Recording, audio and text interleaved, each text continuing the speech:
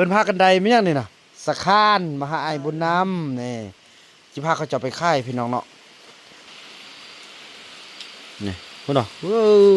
ถุงใหญ่แท้ใหญ่ป่ะอ่ะพาเขาเจ้าไปค่ายเอานี่บางอันนี้เอาไว้กินจักท่อนหนึงโอ้ย16 ลูก16 โลอยู่หั่นมื้อละหั่นอันนี้หาไอ้นำติบ่เอาเงินติบ่เอาโอ้ขอบใจเด้อนี่ฮู้จักหั่นละเด้พี่น้องฮู้ความละน้องเด้อมาคราวนี้มีน้องมุกน้องยงน้องจอมแล้วก็บวาดเนาะแล้วไอ้นู่นไอ้คุณไปอยู่สิได้เมื่อเห็นคำน้อยเด้เอออยู่ให้ข้าวพุ่นอ่ะดีใจแล้วพ่อบุญไทยอันอยู่นี่พ่อบุญชัยแล้วอยู่บนเดียวกันทันแล้วเพิ่นขอบใจหักแพงกันแล้วมีหยังก็ไปมาแวะมาสู้กันเด้อน้องเด้อบ่ได้ทำซื้อน้องซื้อหยังเกาะซื้อกงโอเคยังได้ก็ค่อยไปค่อยมาเดินทางปลอดภัยน้องเอ้ยโดยค่อยไปค่อยมา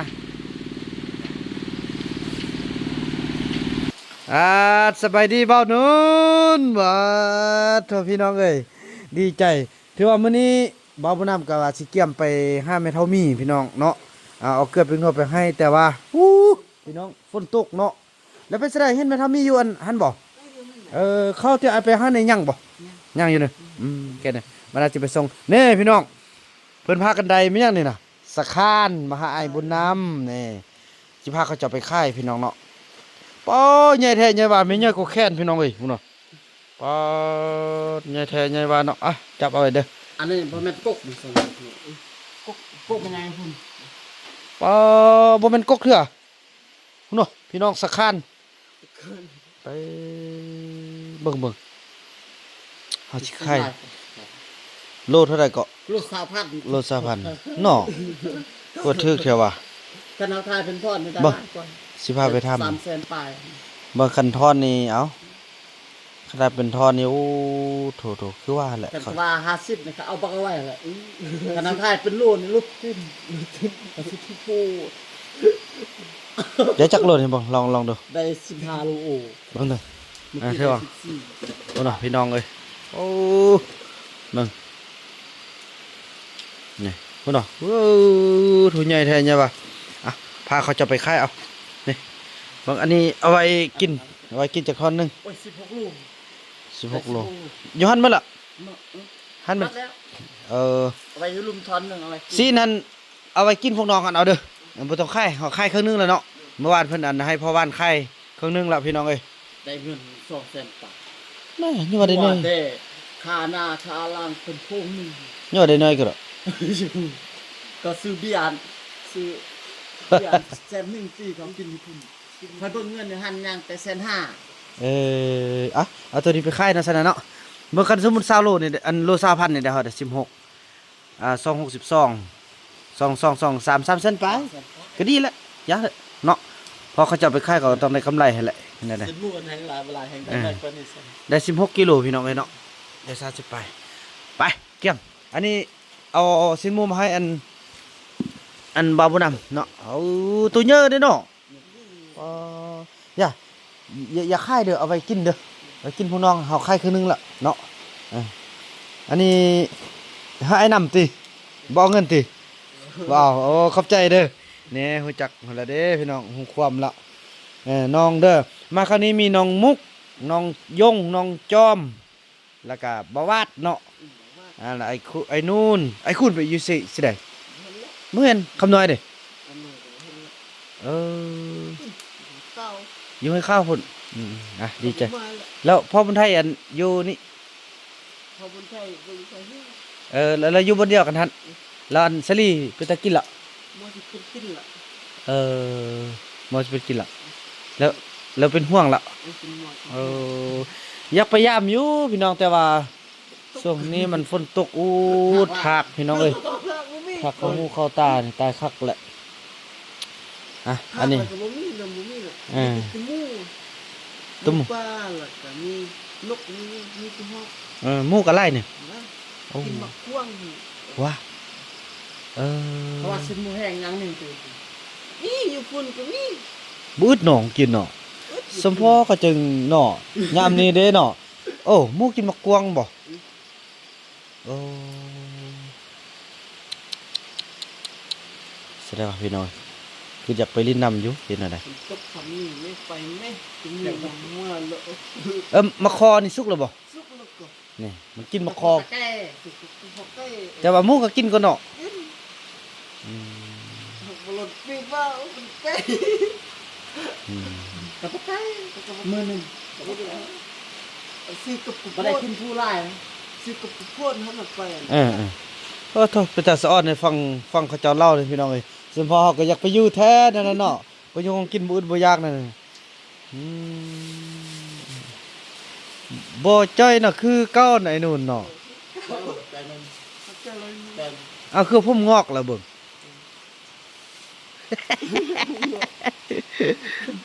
ผมพร่างหมดอันนี้บ่ถึกแดดจักเทื่ออยู่แต่อมปลาไปพี่น้องบัดนี้ไปจำเอาขึ้นรถไปค่ายอันนี้ให้เขาเจ้าอันนี้แม่นอันท่องนั่นล่ะพอมันจะเอาไปกินนี่โอ้ขอบใจไอ้นู่นเนาะไปเอาขึ้นรถเลยไปนำกันเนาะไปพี่น้องเดินทางพบกันต่อไปพี่น้องเอ้ย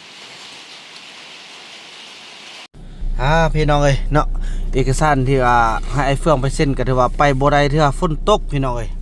หน้าแว่นเข้าบ่ได้หรอกมั้ยพูนพี่น้องบอลไม่เท่ามีอยู่บ่เฮ็ดหยังเลยมืดเลยป๊าดโถเป็นห่วงเราอยู่แต่ก็เข็นได้แต่ว่าไอ้นู่นเข้าได้ยังมีมันบ่มีเขามีบ่มีแต่เกลือเป็นนัวแต่นี่น่ะเราฝากเงินมานี่พี่น้องเอ้ยเนาะนี่เราฝากอย่าสูบอีกบ่เนี่ยเราฝากเงินมาแสนกีบอยู่นี่อยู่เพราะว่าสิเข้าไปเมื่อใดก็บ่ได้ฝนตกคุมื้อน่ะพี่น้องเอ้ยเนาะโธ่เป็นจริงเด้อโธ่บ่เห็นกันโดนแล้วเนาะคิดฮอดเว้ยไปแก้มถ้าน้องนกแก้มเครื่องเบิดนึงกันพี่น้องเนาะมาก่อนเมื่อวานเขานอนอยู่บ้านนอนไม่มีนอนมีหั่นเราก็สิเราได้แบ่งซีนให้อันไม่เท่ามีได้บ่เนาะก็แบ่งดีใจซะนะบ่ได้ถามแล้วเราบ่อยากมานะบ่อยากมาว่าฝนตกบ่อยากมามาได้บ่มาบ่ได้เราลุกย่างได้บ่ลุกย่างได้นะบ่ย่างเป็นละย่างแบบว่าย่างไว้บ่ได้แล้วเนาะย่างไว้แต่ว่าลุกย่างเอาเค็ดขี้มอนได้เนาะโอ้พี่น้องอย่างน้อยเฮาก็ได้ข้าวทางอันนั้นเนาะ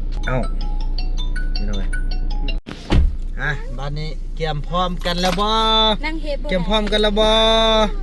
โอ้โทษเนี่ยพี่น้องฟังอันทำข้าวจากไอ้นู่นก็ถือว่าไม่เท่ามีนี่ลุกบ่ได้แล้วบ่ลุกหม้อได้แต่ว่าไปทางไกลทางอื่นนี่บ่ได้เนาะเฮาก็สิได้เบิ่งเธอจะได้ไปปลุกเฮือนให้เราอยู่พุ่นก่อนไปปลุกเฮือนดีๆให้เราก่อนเอาไม่สั่งซีนี่ไปบ่เอาไม่เฮียเฮาเฮ็ดแบบไม่เฮียเลยนะไม่เฮียนี่ยังมีบ่น้องเฮ็ดนั่นมีเนาะเฮาจะมีลูกบัดนั้นน้องบัดนั้นไปเฮาปีอันหัวยามาแล้วล่ะหั่นมีดูหั่นขึ้นไปไกลบ่แบบบ่อยู่มันเทิงลองเบิ่งตัวจริงเนาะพวกเฮาก็เอาผ้าบัดไปผ้าบัดได้พอเล่าก็ได้บ่มีคันไปต่อมันก็บ่ร้อนแล้วเราผู้เฒ่าบ้านเฮาบ่อยู่เนาะเฮาต้องเอาผ้าบัด4-5 แผ่นก็ได้เอาผ้าบัดเนาะมันจึงง่ายเฮาเปขึ้นง่ายเด้บ่เอาผู้ยากคือแข้งหั่นน่ะเฮ็ดสั่งซี่นี่บ่ได้มันไปขึ้นยากมันก็ลงกันนั่นแหละพี่น้องเคยสิได้เบิ่งแต่ว่าสิพยายามเข้าแต่มันก็เข้าบ่ได้พี่น้องฝนตกจิตทางกันบ่ได้จิตปะฮกปะก็ฮกก็เบิ่งพวกกันบัดพี่น้องไปนี่ละจิตขึ้นหายเด้อแล้วบอกไม่ทำมีว่าลูกบุญนำสิเอาพระบัดมาปลุกเฮือนเฮ้อบ่เทื่อเฮาไปนำกันก็ได้บ่เทื่อเฮาไปนำกันลองเบิ่งได้สิไปนำกันพี่น้องเพราะว่าช่วงอันหลายคนไปนี่เฮาจะได้ไปเครื่องไปเหล็กตะปูไปคอนไปเลื่อยไปหยังต่างช่วยกันเด้อช่วยไอ้ไปเด้อไปผู้เล็กผู้น้อยแล้วก็ไปเข้าไปนำไปเด้จะได้ไปปลุกเฮือนให้เราส่วนไอ้เฟื่องก็เบิ่งแย่งบ้านเมืองนี่ท่าเบานำก็สิได้ไปปลุกให้เราก่อนพี่น้องเอ้ยเป็นห่วงแต่ว่าขอให้ฝนเศร้าก่อนตอนนี้ไปบ่ได้พี่น้องเอ้ยเนาะยากอีหลีเป็นเสดอขอโทษพี่น้องเดินทางว่ากันต่อไปเนาะพี่น้องมาฮอดนี่เฮาก็สิได้ไปค่ายให้ทางนี่เนาะสาบานทางพี่น้องเอ้ย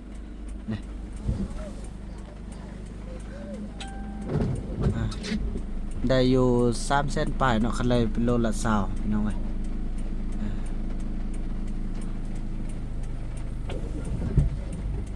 20ถึง16 โล360,000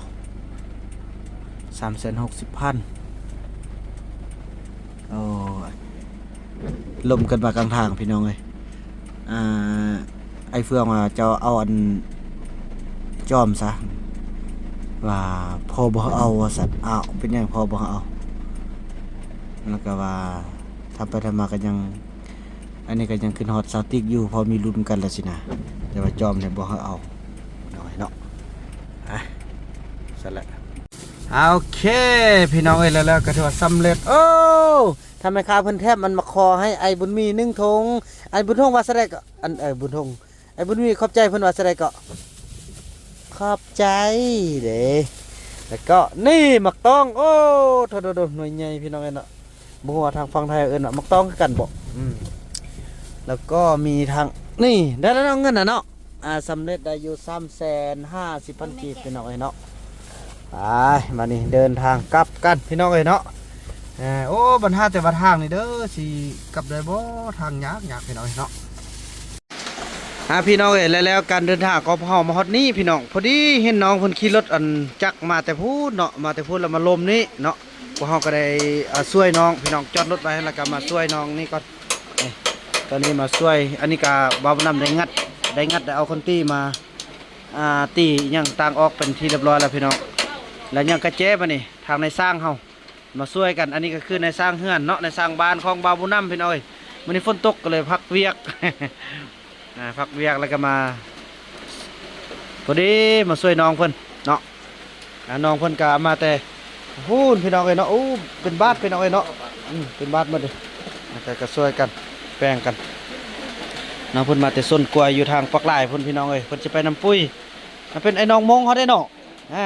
ฟังเสียงปางนี่เป็นไอ้น้องมงเขาพี่น้องเอ้ยได้ช่วยกันพี่น้องเนาะโอ้ดีแต่บ่เป็นหยังไรกระดูกมันยังกระบ่หักเนาะเช็คเบิ่งหมดแล้วเนาะเอายายังใส่มาเขาก็ได้มาแป้งเบาน้ำกาจูงเข้ามาแล้วก็มาเอินทางไอเพิ่นออกมาเบิ่งแป้งช่วยกันโซตกอยู่พี่น้องไอ้ตอนนี้โซตกโอ้แค่ได้แต่ในสร้างเขามีอันกระเจ๊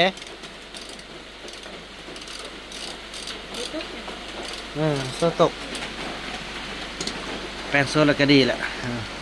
มาไอ้นุ่นแห่งฟ้าไปกินเบียร์เท่าไรเนาะไอ้นุ่นเนาะ ไอ้นุ่นเอ้ยดีใจโอ้ไอ้ได้ปูในวันนี่ได้เนี่ยเบิ่งอันนี้นะเน่น้องโมเอาปูให้ไอ้บุญมีเนี่ยย่าเบิ่งขอบใจเอื้อละเอาขอบใจเอื้อเลยขอบใจก่อนขอบใจดูเมย์ขอบใจ ปู่อายเพิ่นไปไต่เมื่อคืนพี่น้องไอ้ข้าจันปั่นทายาทละยันกองเฮ็ดเด้อทายาทนี่ฮะ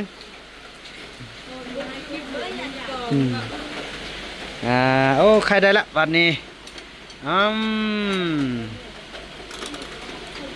เป็นได้ทุกอย่างในสร้างเขานี่สร้างเฮือนสร้างรถ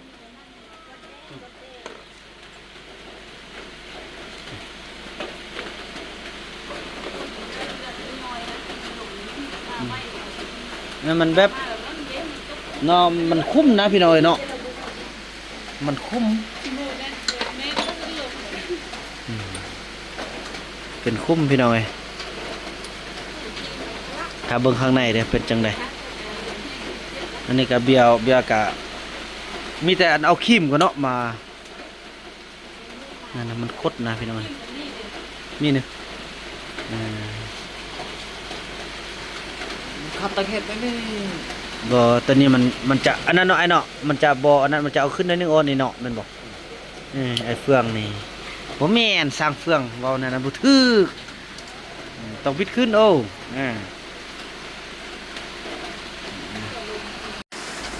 พี่น้องใครได้แล้วบัดนี้นี่จุดคอเสียของมันก็คือโอ้โธ่ สู้ตกเนาะแน่เรียบร้อยบัดนี้สู้ย่านได้เข่ง โอ้เนาะเป็นมันสู้ยาน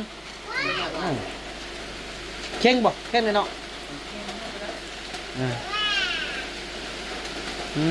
สู้ยานเด้สมพอพี่น้องเอ้ยเนาะถ่ายน้องมันก็ถ่ายบ่ได้เพิ่นซุบยาพี่น้องเอ้ย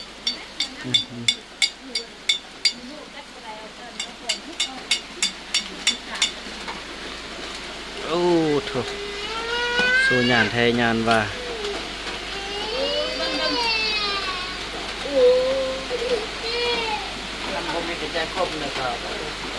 แม่นโอ้คนไทยเลยแหละตก โหละเนาะมันเป็นแบบโซ่ตกแล้วมันร่อนคัดเบิ่งหั่นนะมันก็เลยติดลากรอเลยว่าตอนมาคืออะไรมาพ่นเพื่อเห็นแล้วว่ามีงูอยู่นี่เด็กพูดมาห้องนี้เรามันคักเลยนะคักเลยเหรอมันติ๊กเลยแล้วล้อข้างหลังมันแล่นลงเลยแม่นบาดนี้ก็ถือว่าประกอบเขาแล้วก็สิเอาครีมมาแป้งอันนี้นี่พี่น้องเนาะมันคดนี่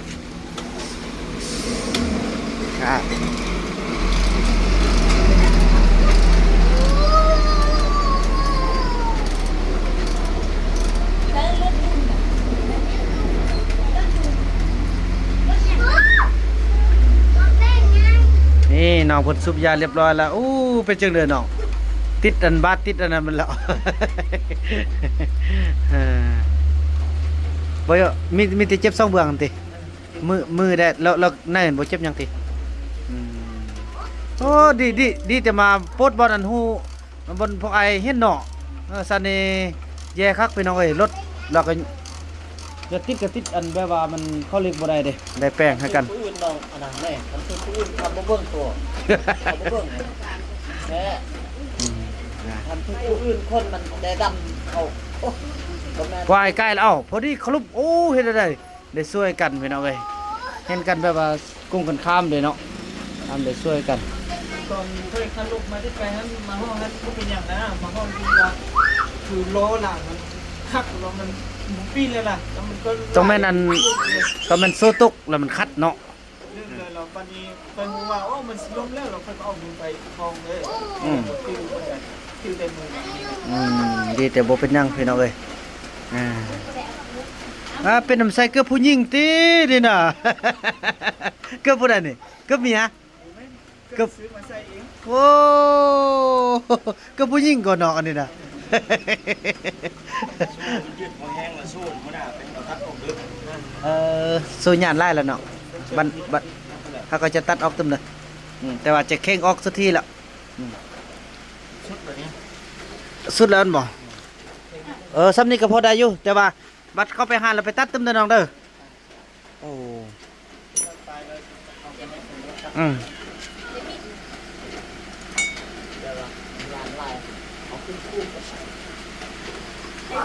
ไอ้นุ่นก็นั่งเบิ่งไอ้นุ่นไปเฮียนซอแป้งบ่ฮึไปเฮียนซอแป้งแล้วตั้งหานอันซอแป้งรถทิพย์อยู่บ้านพระตองเรื่องบ่ โอ้แค่เรื่องเลยกินอันมะคอไล่แดงเหรอพี่น้องเอ้ยไปค่ายเขาเจ้ายังไง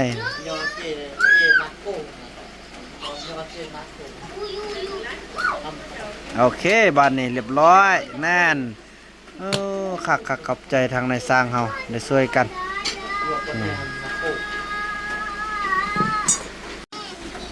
ตอนนี้ประกอบเป็น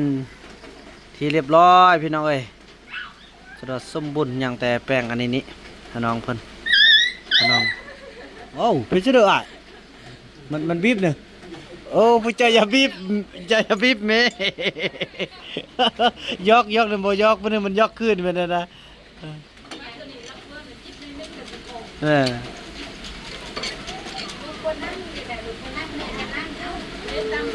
เรียบร้อยพี่น้องเอ้ย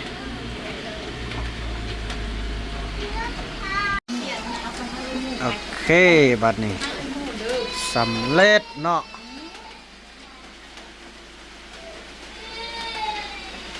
เรียบร้อยบัดนี้ทดลองเบิ่งยันบุญยันเป็นบ่เป็นลูกแกลูกสตาร์ทกันได้บ่ได้เซอร์นั่นนี่โอ้ โอเคสำเร็จอ่ะได้แล้ว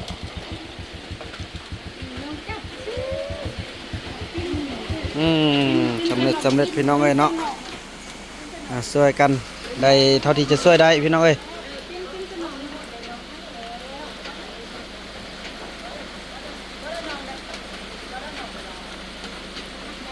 แก้มเดินทางต่อน้องเอ้ยแต่ว่าจิพักมาฝนเศร้าหรือบ่เศร้าแล้วฝนลิ้นเนาะฝนลิ้นบนมือมานี่น้องบ่ได้ใส่หมวกกันน็อกมาติโอ้ดีแต่บ่เป็นหยังไรเนาะ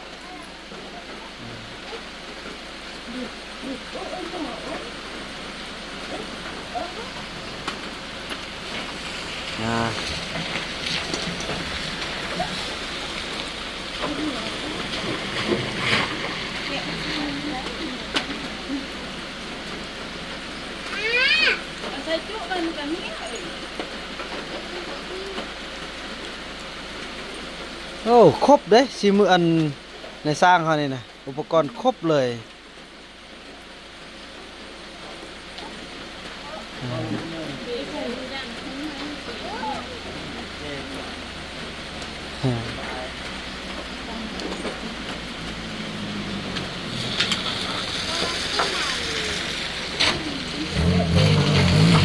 โอ้เสียงนิ่มขนาดรถคันนี้เนาะมาแต่งเป็นอันรถอันลู่ๆนี่คือสิคัก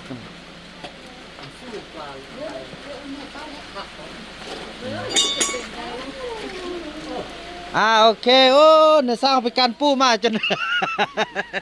องแอเลยเมื่อคืนเป็นการปูพี่น้องแล้วเพิ่นก็มาแบ่งฝนตกพี่น้อยแล้วก็บ่ได้เฮ็ดเฮือนได้ก็ดีมาปลดอยู่นี่โอเคเดินทางปลอดภัยค่อยมาน้องเอ้ยขอบใจทางในสร้างเพิ่นได้นี่เพิ่นได้เพิ่นขอบใจหักแพงกัน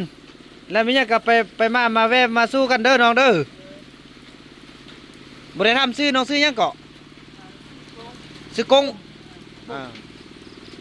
โอเคยังไงก็ค่อยไปค่อยมาเดินทางปลอดภัยน้องเอ้ยโดยค่อยไปค่อยมา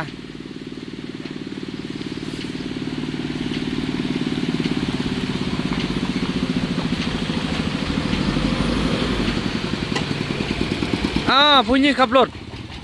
โอ้โธ่โอเก่งเนาะพุ่นพี่น้องเอ้ยโอ้สุดยอดเลย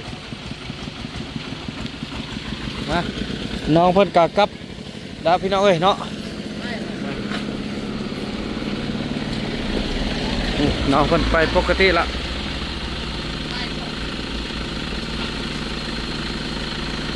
เดินทางปลอดภัยน้องเอ้ยเนี่ยพี่น้องมานี่บ่าวนำฮอดนี้เราแล่นรถมาแต่พุ่นเราเห็นคุ้มแล้วเราก็เบรกแล้วพี่น้องมาต้องเป็นเบรกอันนั้นล็อกรอแหละอันโซตุกเนาะแล้วมันลมนี่แหละแล้วก็ลุกบ่ได้บ่าวนำกับบ่ได้ถ่ายคลิปเนาะก็เลยได้แล่นอันไปโจมเพิ่นแล้วก็เอารถเข้ามานี่แล้วก็มาแปลงส่วนหนึ่งเราถือว่าบ่ดีก็ถือว่าจนได้เอื้อนทางในสร้างปลุกในสร้างขึ้นมาแปลงให้พี่น้องเอ้ยเนาะดีใจพี่น้องเอ้ยขอบใจทางในสร้างเด้อเด้อน้องก็จะได้กลับก่อนขอบใจได้ขอให้มื้อนี้เป็นมื้อที่ว่าเป็นมือบุญกุศลอันยิ่งใหญ่ที่ว่าได้ช่วยผู้ช่วยคนเฮาน่ะเด้อน้องโมเด้อนี่ทางอ้ายเพิ่นก็แบ่งปูให้เมื่อคืนเพิ่นก็ไปการโอ้ได้10 โลโอ้เทื่อหน้าก็สิไปแต่ไปนำโอ้เดี๋ยวนี้ มื้อนี้ฝนโทษพี่น้องตาสะอ่อนเนาะมาเด้อบอกไอ้โมได้กลับก่อนเด้อว่าแม่เอ้ยโมว่าแม่กลับก่อนเด้ออย่าสนบุษสนองลายเด้อเพิ่นเครียดยังกันก่อนเมื่อกี้นี่จะพัดลมเลยเครียดปูนิบโอ้เด้อนั่นน้องกลับก่อนถือว่าจังซั่นแล้วพี่น้องก็จะได้กลับกันคลิปนี้บ่าวบ่าวนำจะขออนุญาตจบคลิปกันซ้ำนี้ก่อนแล้วก็ว่ากันใหม่ในคลิปต่อไปเด้อคลิปนี้บ่าวบ่าวนำขอกล่าวคำว่าสบายดี